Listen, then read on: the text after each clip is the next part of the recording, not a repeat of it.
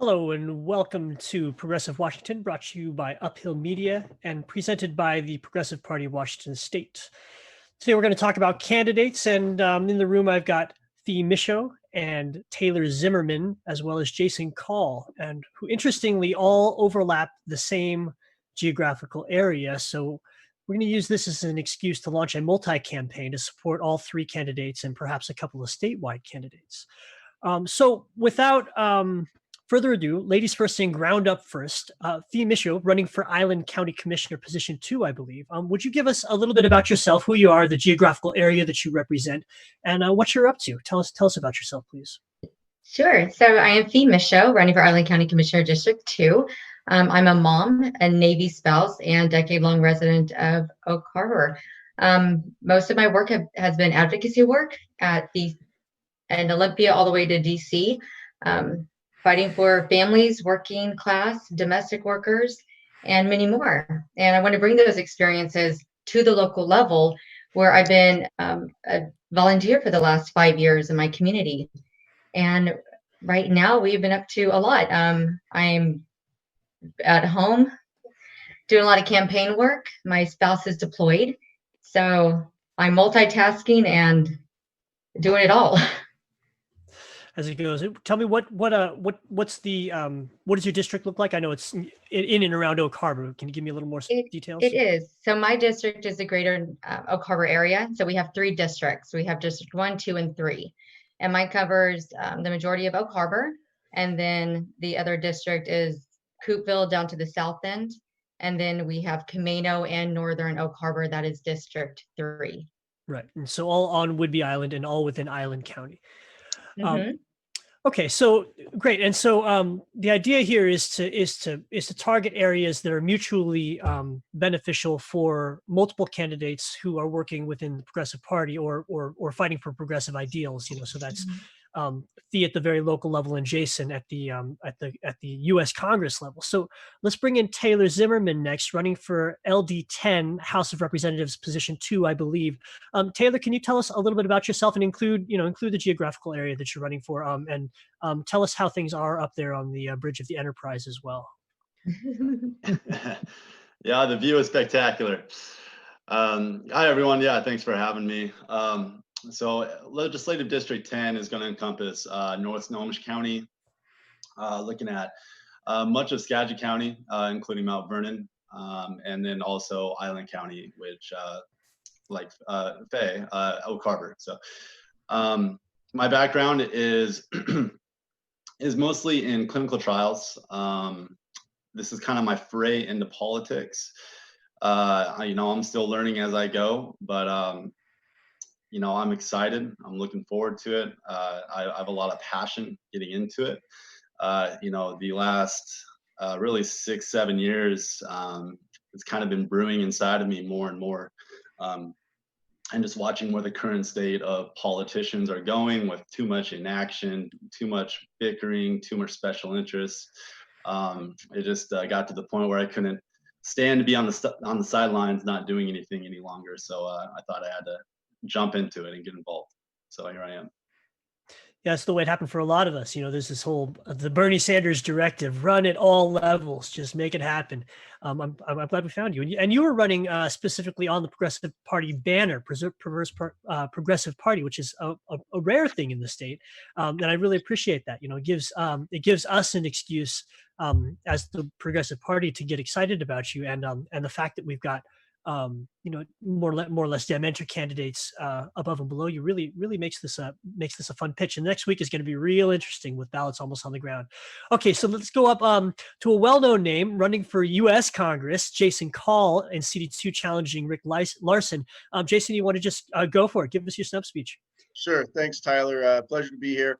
So just so everybody knows, I have been an activist my entire adult life. I'm going to be 49 years old next week, and I started my activism when I was 19. So I've been in the mix of fighting, the war machine. I got my start as an activist and as a sophomore at the University of Washington when we invaded Iraq the first time in Desert Storm, and so I've continued my anti-war activities for 30 years, and also working with environmental groups. I was a high school math teacher for almost 20 years, union member, union activist down in Olympia a lot, protesting, seeking better funding for schools, protesting anti-union activity, not just here in Washington, but across the country, as our teacher union here was in support of other teachers across the country who were going on strike.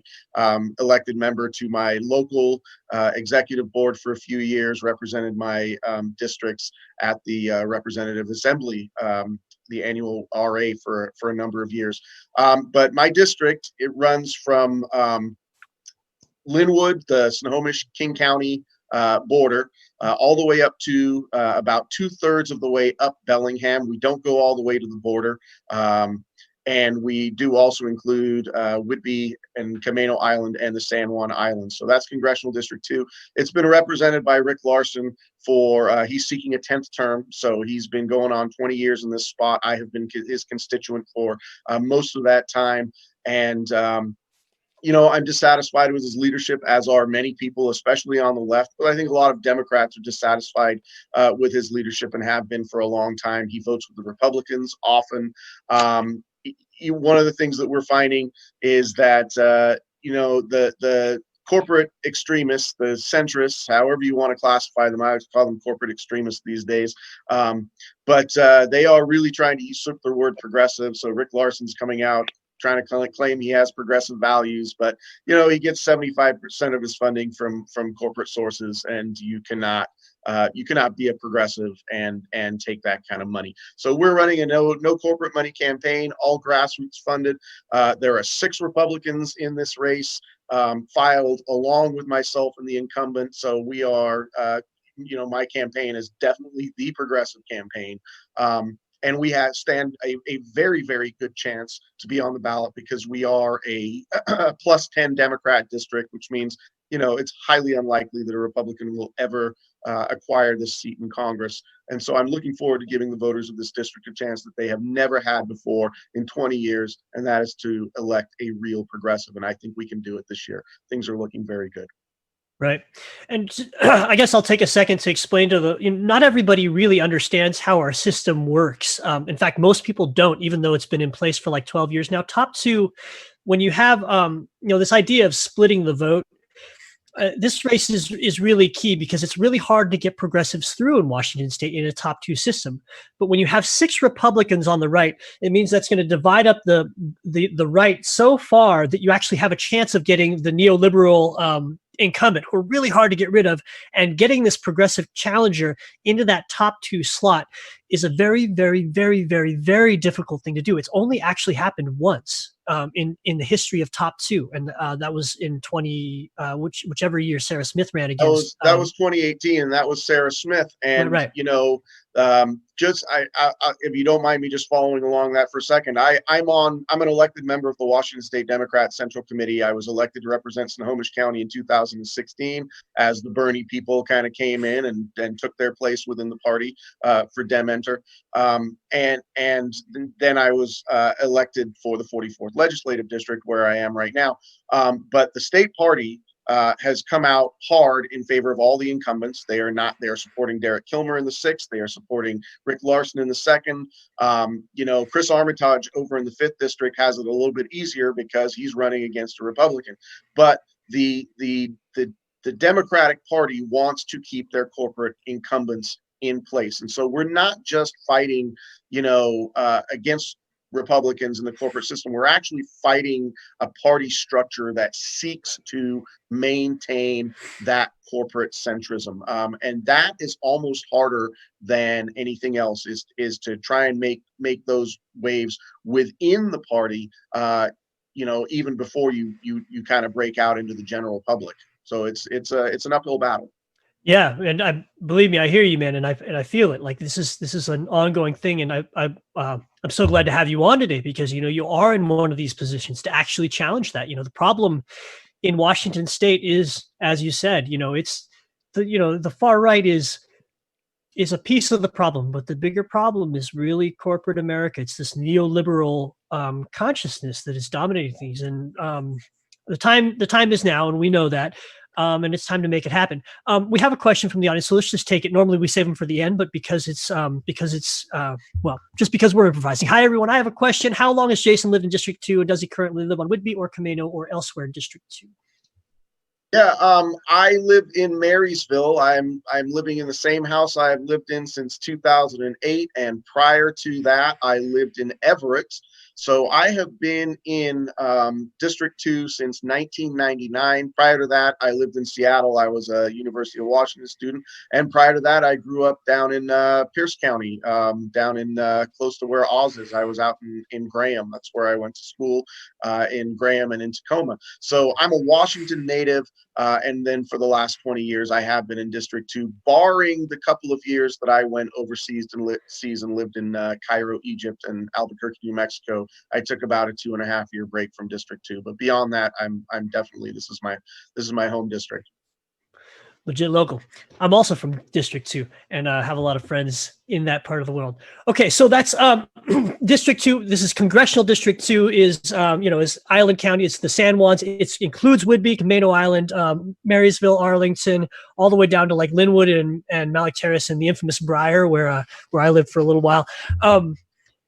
Let's scale down now. Let's take it down to District 10. And again, Taylor, we're going to go to you, and I want you to again, and I'll ask people to repeat themselves on a regular basis here. Please describe your district again, and tell us about your race. You know, you're actually running as a progressive and challenging the incumbent Dem in a slightly different way. So can you give us the story here? What's going on with your race?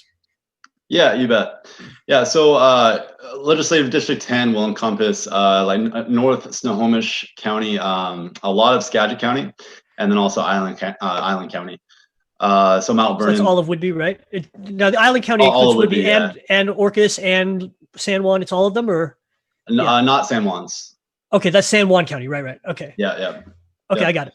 Okay, and then what about the race? Who's in the race, and why are you challenging? So my opponents in the race are an incumbent Democrat who seems to be a little bit more moderate for my taste, a little bit more centrist, kind of like what Jason was talking about earlier with Rick Larson, and then also a Republican challenger as well. Okay.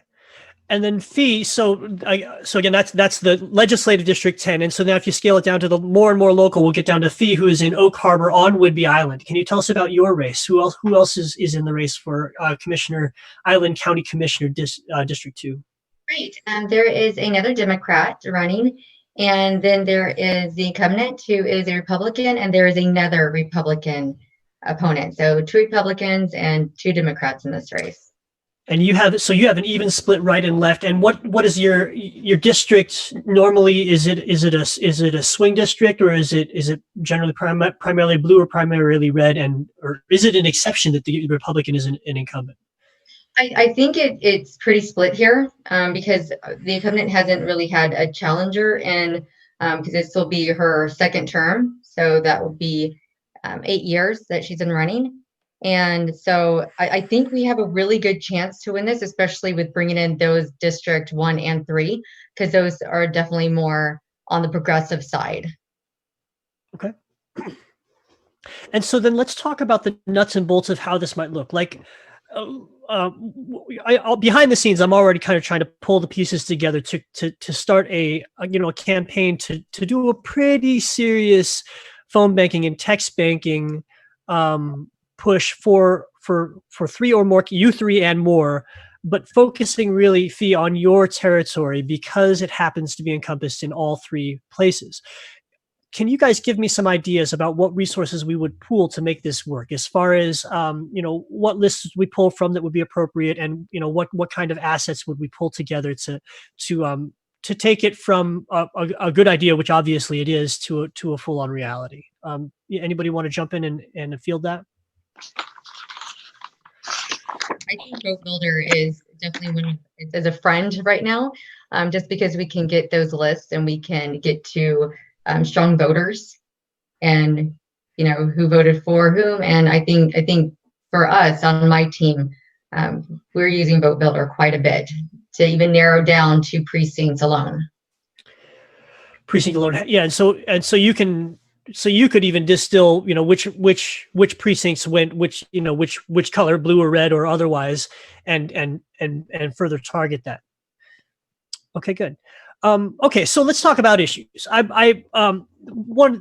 One of the harder things about having a candidate forum that is local all the way to national is that not all, there's a lot of issues that don't affect all 3 seats. I mean, we can talk about, I'm sure everybody in the room is for Medicare for all, but the amount of impacts that will have, as a county commissioner versus as, U.S. House versus state House would be quite different.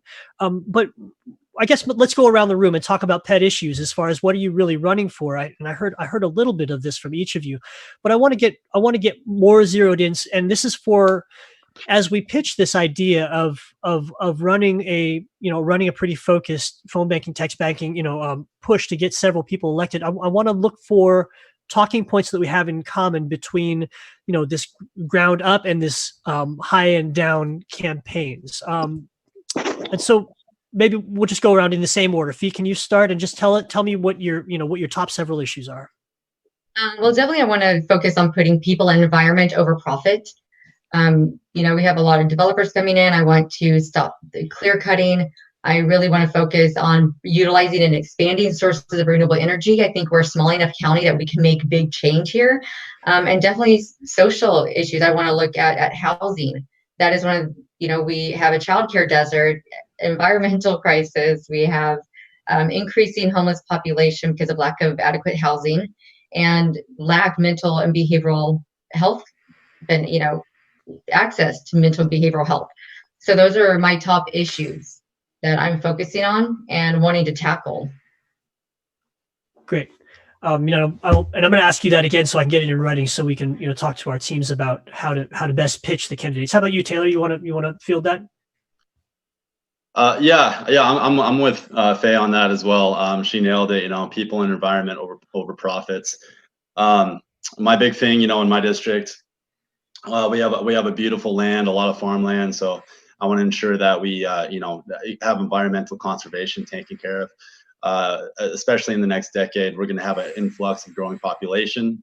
And so we want to make sure that overdevelopment doesn't occur, that we actually have a sustainable development plan when that happens, and to be proactive, and ensure that we have the resources and infrastructure, to house and maintain all those people comfortably that are coming in while still protecting the environment. Another thing is I want to be an advocate for free education legislation. At least through AA degree, 4 years would be ideal. But I think that everyone should have access to education, and socioeconomic situations shouldn't dictate whether they have that access to an advanced education these days. And then also,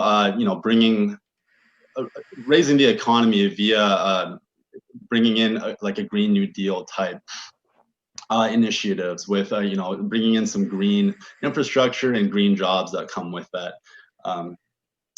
So yeah, that's kind of the main things that I'm focusing on. Yeah. At some point, I want to talk to all of you about industrial hemp and that, that whole revolution. But Jason, why don't you go next? I know I'm asking you guys to repeat yourselves a lot, but that's part of politics. And I just that's fine. And it's great to hear Fee and Taylor talk about their issues at the local level, because what I want at the federal level is to get the federal supports in place so that they can do what they want to do at the local level. I mean, that's really, it is a tiered system, but federal funding is going to be very important for a lot of these things that happen on the local level. So, I got into this race really on two main ideas, and that was Medicare for all. We have to have a healthcare system that is free at the point of service, that is I don't even want to say affordable, because free at the point of service, but obviously the money's going to come from somewhere, but it needs to come from the people who can afford it. And certainly we don't need to have health insurance companies profiting on people's suffering. You know, I have a personal story with that I've told a lot of times about how the health insurance company literally killed my mother. And so I don't know that I want to go into that. You guys, you know, people can watch my ad. It's on my Facebook page it's on my Twitter page. It's on my campaign page. If you go to the media thing, my campaign ad focuses on the situation with my mother. But that is something that is common, it's rampant, and we have people profiting off of suffering, and that has never sat well with me. And I'm quite frankly frustrated that it sits okay with so many Democrats, that so many Democrats make so many excuses for the dysfunctionality of our current healthcare system. I think it's atrocious, and of course, it's all about corporate money. But then there's the Green New Deal, and really, I think the second congressional district can be a leader in the nation and the world in transferring our energy systems from fossil fuels, which the incumbent takes a lot of money from and supports. You know, he supports the fossil fuel industry, and he supports the transportation industry. And one of the reasons that he won't support the Green New Deal, in fact, he has said the Green New Deal is not an important resolution. Well, part of the reason he's saying that is because, you know, when we implement the Green New Deal, it is going to affect the industries who are funding him. And so he is standing up for them. He is not standing up for the environment. So the Green New Deal is extremely important. Beyond that, getting corruption out of politics is one of the reasons I'm running a no corporate money campaign. Fee mentioned that the housing issue, we do have a housing crisis, and housing can tie directly into the Green New Deal. And for anybody who is out there going, oh, well, you know, how are we going to pay for this? And how are my jobs going to be affected? The reality is jobs are going to be affected. They are going to be affected, but part of the Green New Deal and the Medicare for All transition is that we do provide for job training, and we do provide a federal jobs guarantee. I think a federal jobs guarantee is critical at this juncture. So we can talk about the ins and outs of how we can make that happen. We can talk about the ins and outs of how we can fund it all. I would like everybody to take a look at modern monetary theory. But our current economy is dysfunctional. It works for the wealthy. It doesn't work for the working class. And it certainly doesn't work for the poor, for minority communities, or anybody who has life circumstances that are anything out of the ordinary. And, you know, if we're going to be that nation that we claim to be, which we currently are not, we have to do substantially better at taking care of our populations. So those are the things that I'm focused on. I'd also like to add in free college, free at the point of service, college tuition, vocational training, and reducing our military budget. You know, as an anti-war activist for 30 years now, military adventurism, and I want to caution everybody, and I you know, I've said this a number of times, I am not anti-military. I grew up in a military family.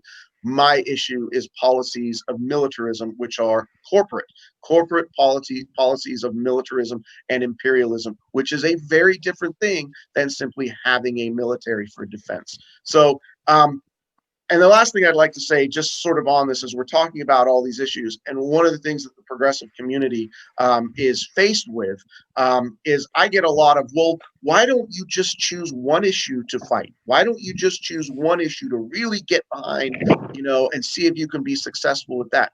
And what people need to understand is all of these issues are interconnected, and we can't successfully transform one unless we are going to tackle transforming all of them. They are all interconnected. That is what the progressive community is faced with. We are seeking real systemic change, not a Band-Aid here or a Band-Aid there. We need transformation. Yeah, I hear that. Well said. And really appreciate you know, everything you stand for, and how what a warrior you've been for this. And that was a very well put a trajectory for the future, you know, especially in this era where, you know, we are in the third millennium, the information age, with a pandemic that's throwing the world on its head. And the only option is to evolve. So here it is, you know, here we got the people who are going to make it happen on the actual books, and we need to get you guys elected. There's a question from the crowd asking if we can ask a very intelligent person how to participate in the various campaigns. So I'm going to ask you guys to give multiple times all of your social media. But first I'll say this particular show is a pitch to is to push these three candidates plus several others that we've endorsed. And if you go to our website, waprogressiveparty.org, WA progressiveparty.org, you'll find an endorsement list, but also there's a sign-up sheet where you can actually get in the door to the Progressive Party, where we are going to be, creating this team that's going to literally just be hitting the phones and the text messages for these three candidates in their overlapping geographical areas.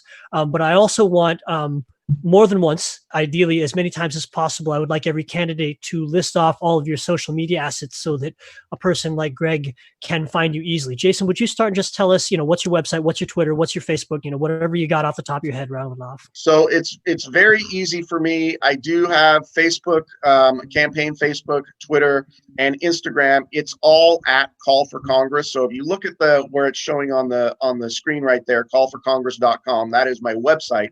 But all of my social media is all Call for Congress. So it's very easy to find.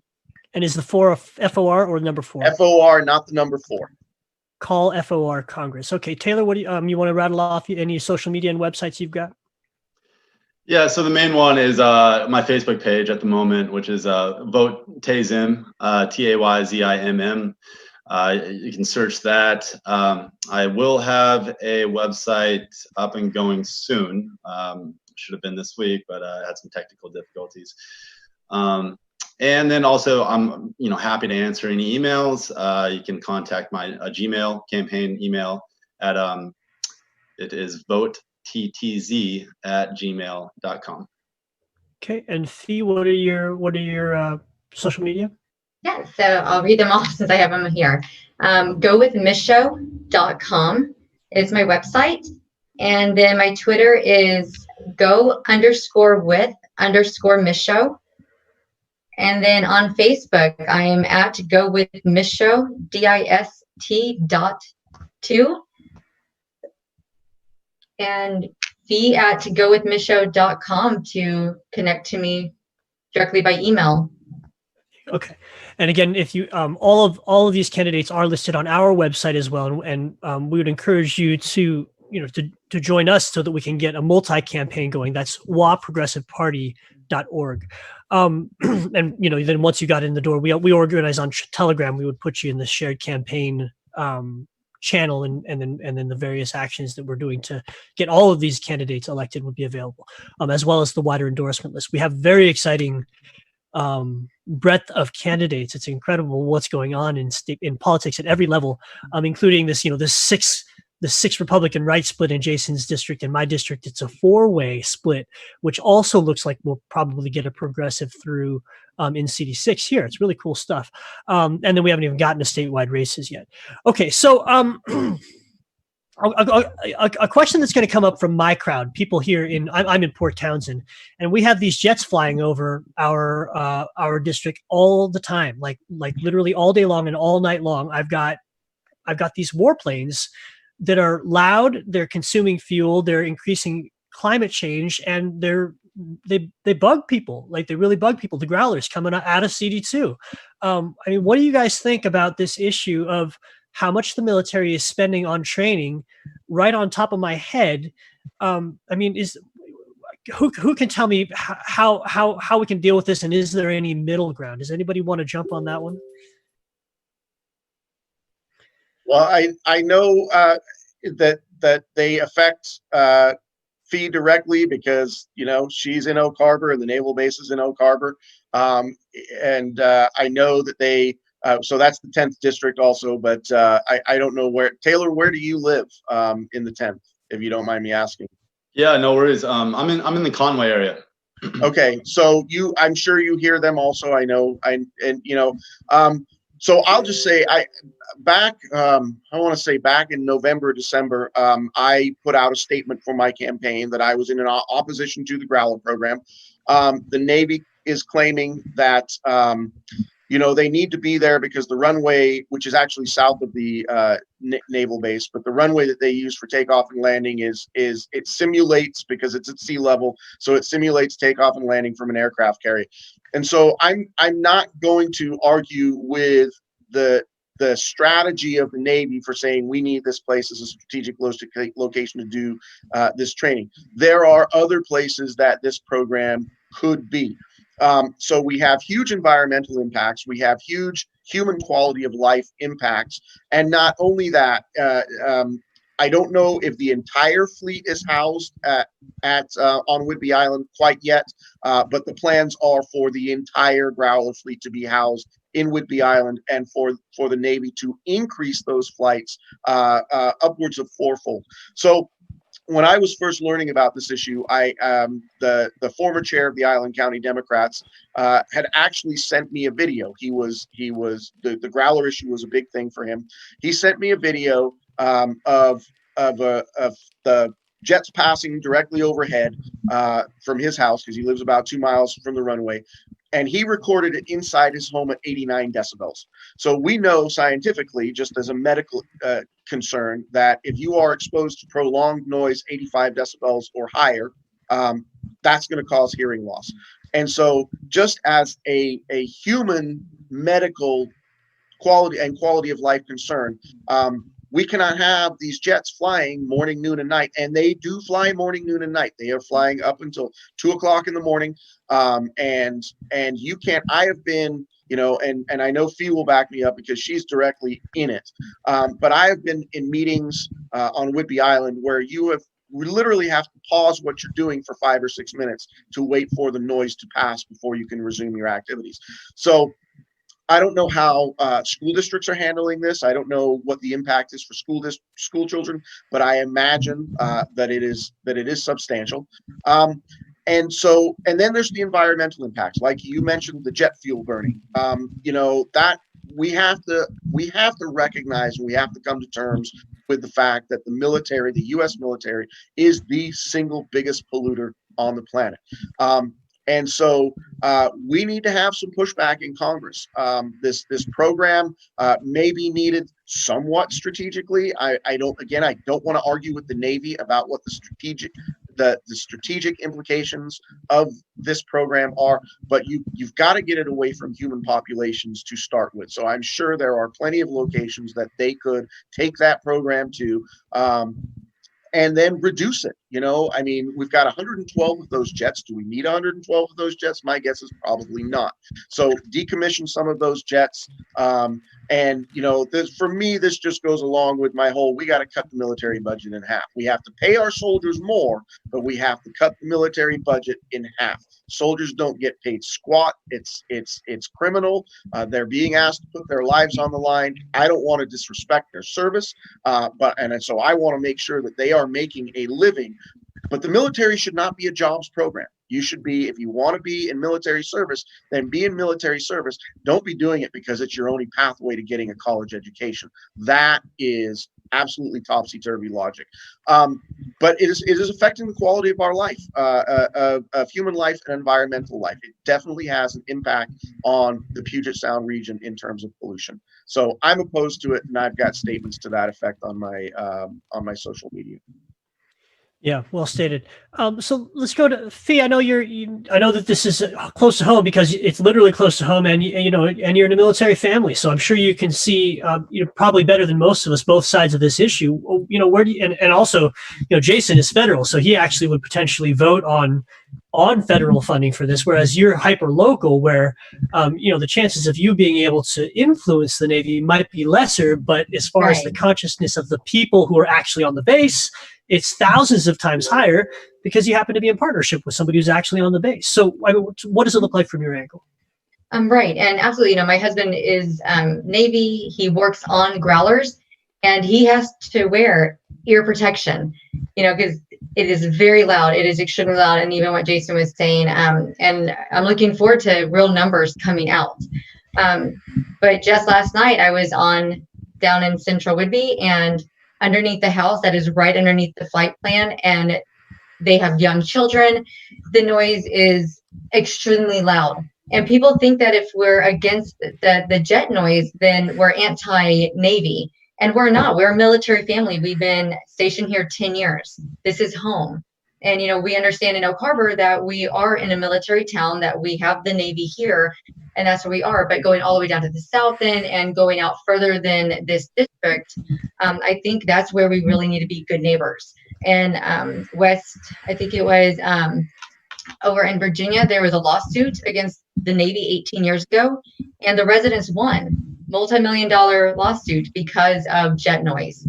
And that can happen here. And if this needs to change, and it does need to change, they went from 3,000 flights to 12,000 in 1 year. That is a lot. And the noise increase just way up there. And it's not about, what is irritating, because it's just not irritating. This is our health. This is, air pollution. This is hurting people, like shakes houses. I've been there. I've seen it. I've experienced it. So this is big Navy. But what you do need in these areas of our local areas is that you need that support. And I don't want the Navy to go away. It is providing for my family. We are here.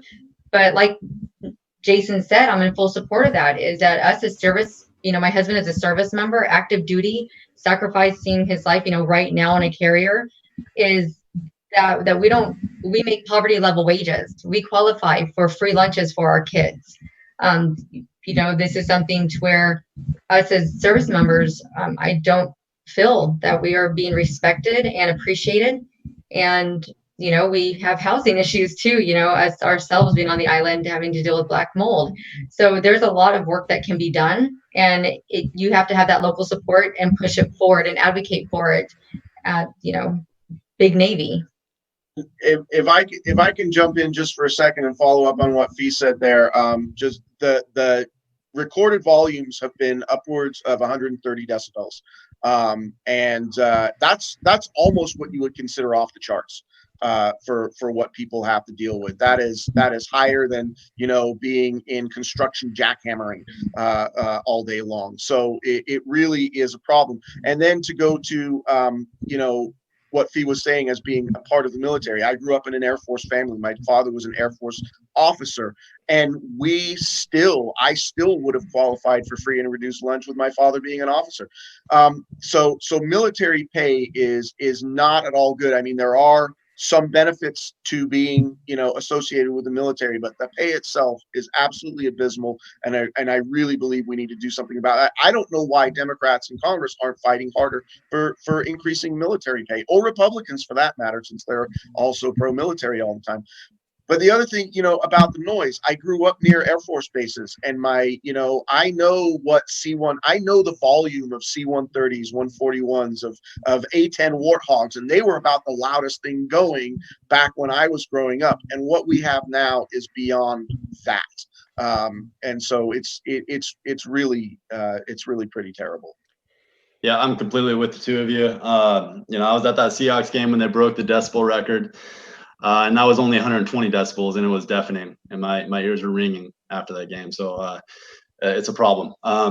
Definitely excessive, unnecessary. I think my big concern is, are they doing that much, knowing it's unnecessary, but knowing that if they don't keep doing it to that same amount, that they will lose funding? And so, a lot of it may be just unnecessary, that they're just doing it just to keep their funding up, essentially. Which isn't good for anyone. And this might be a naive question, but are there regulations on, what if they flew higher? Would that help? Or are there any regulations with that?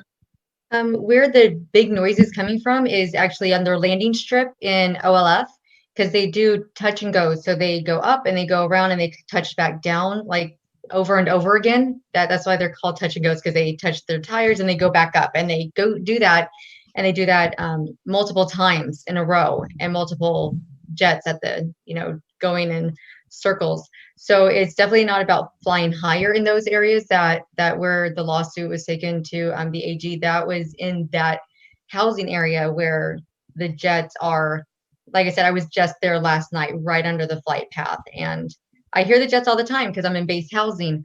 But to be at a home that was right down the road from where the lawsuit started, I think if people really took themselves out there and didn't just put up signs that they love jet noise, because what pays us and gives us a home, but to really go out there and see and experience and have empathy for what these families are experiencing, even families with young children, all the doors closed, windows closed, the house shakes, that might give them a little bit more insight into why they're using their voices, their freedom of speech, why they're doing this, to say they're being affected and it's harming them emotionally, physically. And so there's a lot more to it. And just to be clear, I mean, this is not a new issue. I have public comments. I've been tracking public comment on this as far back as 2012. So people are very upset about this, and I think they feel really powerless, and they don't have people who are advocates for their basic living needs. Being away from this jet noise. So I hope all three of us can be a voice for that. Yeah, and on the other end of the spectrum, out here on the Olympic Peninsula, it's war games. They're using the last bastion of nature in the lower 48 is the Olympic National Park.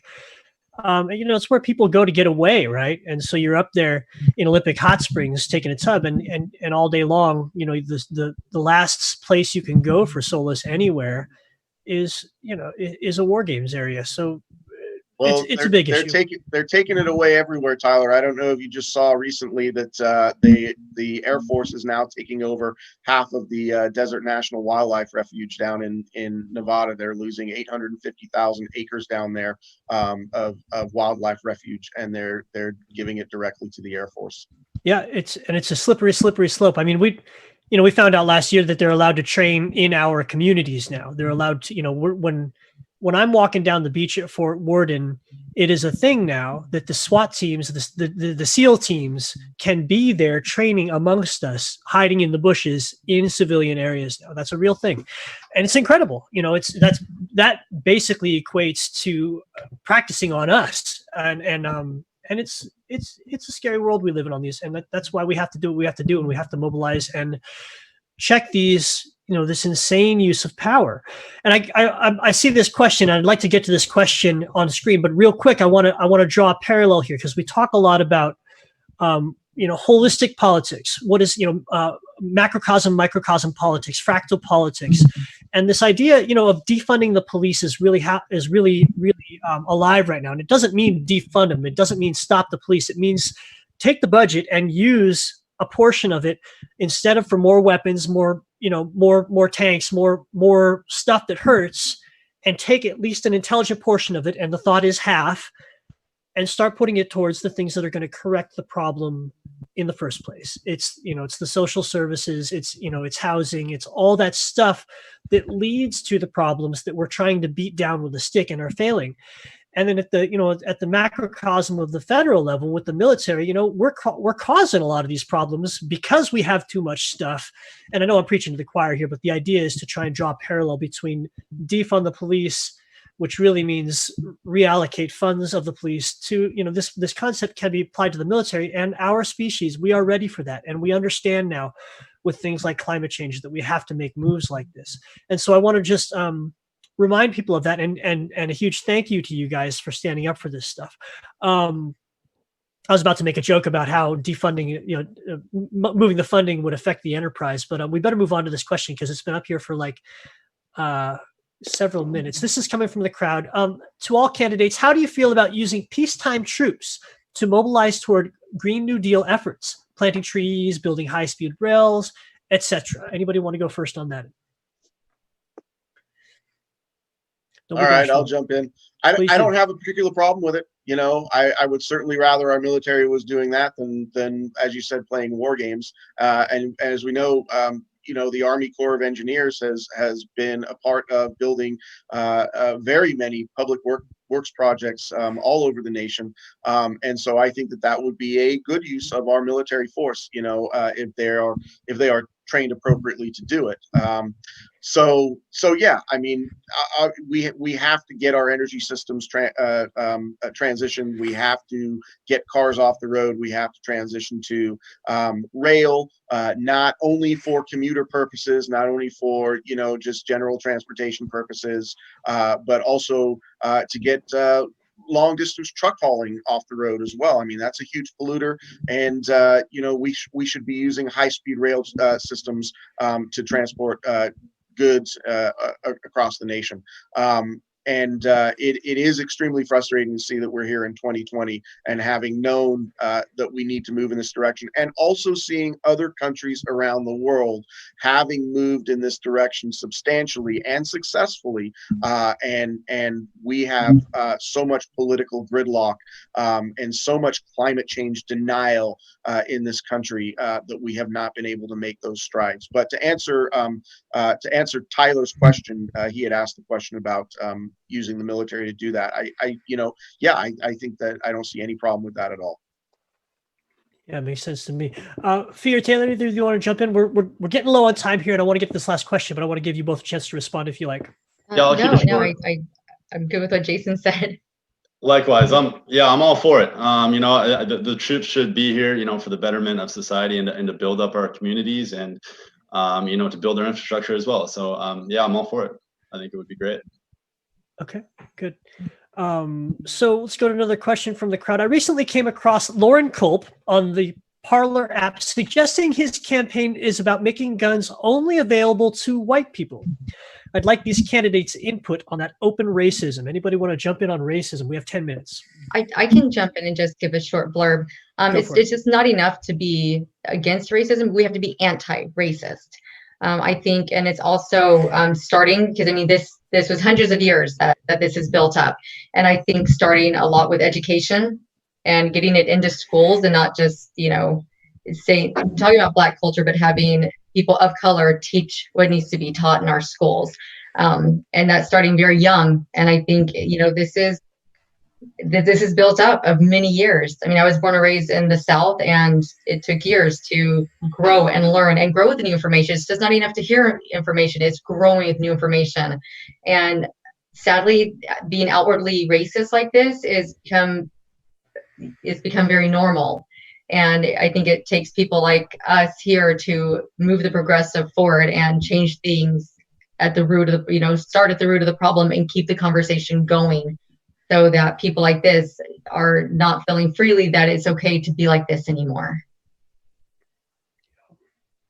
That's crazy. That's the first I've heard of that, actually. It's very concerning, actually. So if that's true, I don't know much about Lauren Culp, but that's insane. That's all you need to know about Lauren Culp. Okay, good. I'm with you, Fee. We just need to be, you're exactly right. We need to be advocates to listen and to educate ourselves and be aware of everything going on around us.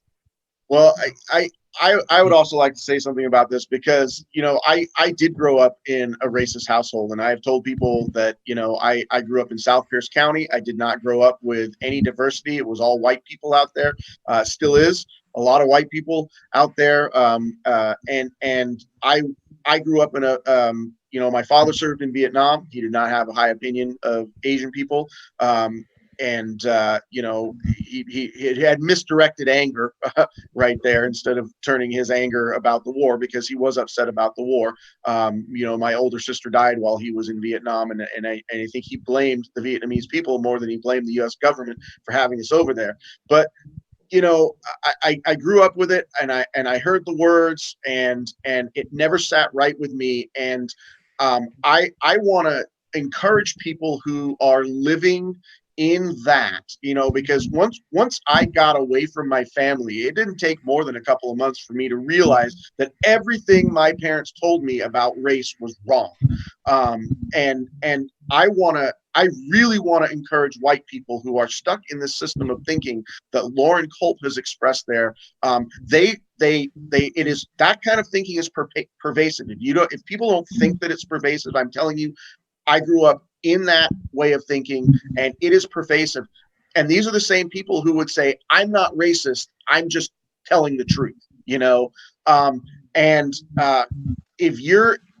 want to speak to people who are in that and don't know what to do about it, because as a high school student, I knew it was wrong, but you can't, you don't know how, you feel powerless to fight back.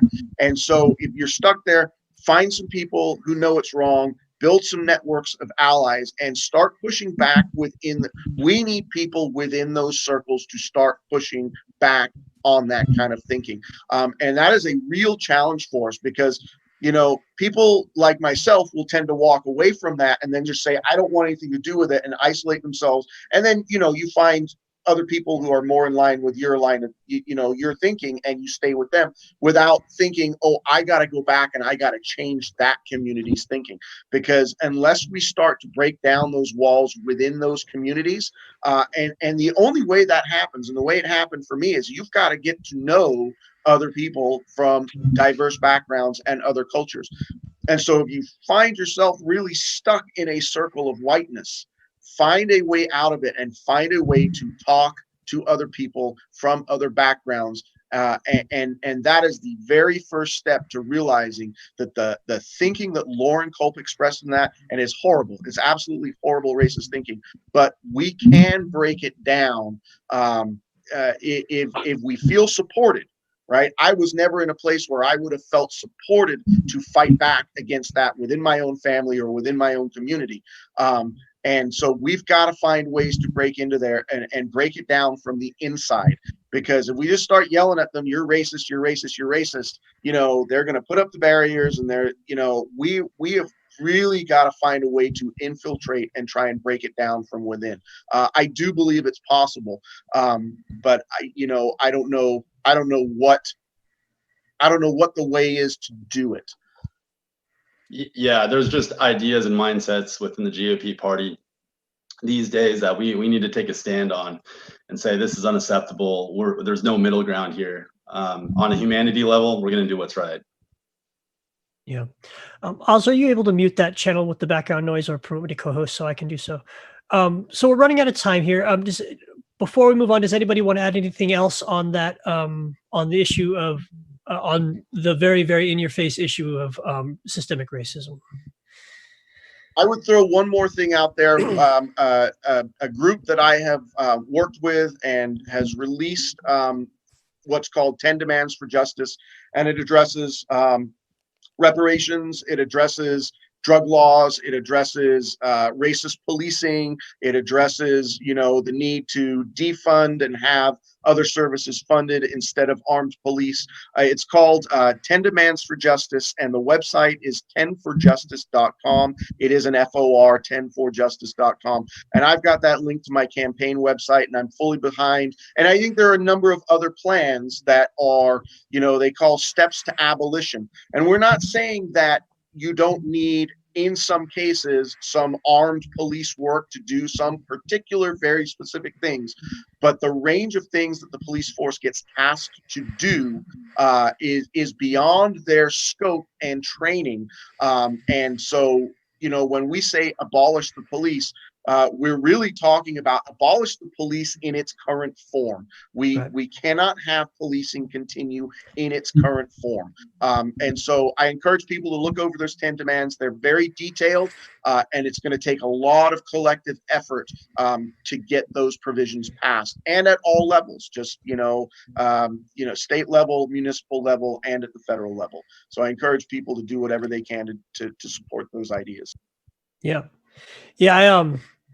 Yeah, well stated. I come from a mixed race family, and we went from, when I was a child, having an incredible, almost a war zone between the two versions, and to an incredible amount of tolerance. And so I have a lot of hope that can happen, and that I feel like we are just going through a transformation right now as a species, as a global culture, as a national culture, and as a local culture, and even to the degree of, these protests. On Saturday, I added to my bucket list. I got pepper sprayed by a Proud Boy on Saturday, and I felt like some shift happened that day, and it was incredible because I didn't do much other than hold a camera, but there was these interactions where I saw people actually evolving. I saw people, some people were talking across the line, and I saw remarkable things. And I feel like this crucible, or this perfect storm of COVID-19 and the information age and the madness of the POTUS race, is bringing us to a place where we can make some real change. And I consider you guys to be on the front lines of this. You guys are are the vanguard. You guys are the people that we need to get elected so that you can actually put the changes that the people are feeling. The ideas whose time have come need to actually be written into law, and you guys are the people who are going to do that. And even if you don't make it all the way to the seat that you're running for this route, you're still going to do it. Jason talked about writing a book, even if should he lose the primary, and that is an effective way to make change. And we're going to win this regardless. And the question is, are we going to win it soon enough to save the humans, really, is in my perspective. Okay, so we're out of time. I would like you guys to repeat yourself one more time. Who are you? What are you running for? At least one way to contact you, and then I'll close this up. Ladies first, if you wouldn't mind. And again, feel free to repeat yourself as much as possible. Tell us who you are and what you're doing. So, Mischo, running for Island County Commissioner District 2, and I can be reached at gowithmischo.com. That's the simplest way to contribute, volunteer, join the movement, and send me an email, ask me questions. I'm an open book, and I want that community conversation and community input. Awesome. Thank you, Fema, and thank you so much for running. So much respect. Taylor, would you go next? Just one way to reach you, who you are, where you're running, what you stand for. Yeah. So I'm Taylor Zimmermann. I'm running for state representative in Legislative District 10, seat 2. That's North Snohomish County, a lot of Skagit County and Island County. And you can reach me at votettz@gmail.com. I'm open arms, open collaboration. I want to hear about issues, and I want to hear about people's pragmatic solutions that they may have. And also go check out MMT, the MMT policy. I wish we had more time. We're gonna do shows specifically on that and pros and cons, and I'm looking forward to having a wider conversation, about the implications of modern monetary theory. It's interesting to have so many candidates who are kind of hip to this whole idea of a new interpretation of our economy. Okay, Jason, without further ado, would you please? So all of my stuff is Call for Congress. My website, callforcongress.com. Since you brought up MMT, I did a forum with a number of nationwide candidates from New Jersey and Florida, and an economics professor, Fidel Kaboub, from Denison University in Ohio. He's a big proponent of MMT, and we did that on June 16th. You can find that on my media page on my website, or you can find it on my campaign Facebook page if you scroll back to June 16th. Fantastic conversation, about an hour and a half long, but really well detailed and stuff that people should know about MMT. As far as getting in touch, Jason at callforcongress.com. Anybody wants to send me an email, I do respond to emails. And if you want to help my campaign, if you know people in the 2nd Congressional District, tell them about my campaign, talk to your friends and family. My volunteers and supporters are my biggest advocates, and I would just say, get out, share the campaign, and make sure people know that our primary is August 4th and that they should be voting for me. Awesome. The ballots will be on the ground in less than a week, I believe. Okay, thank you guys so much for coming. This has been a production of the Progressive Washington, hosted by Uphill Media and brought to you by the Progressive Party of Washington State. My name is Tyler Vega, and Oz, would you take us home, please?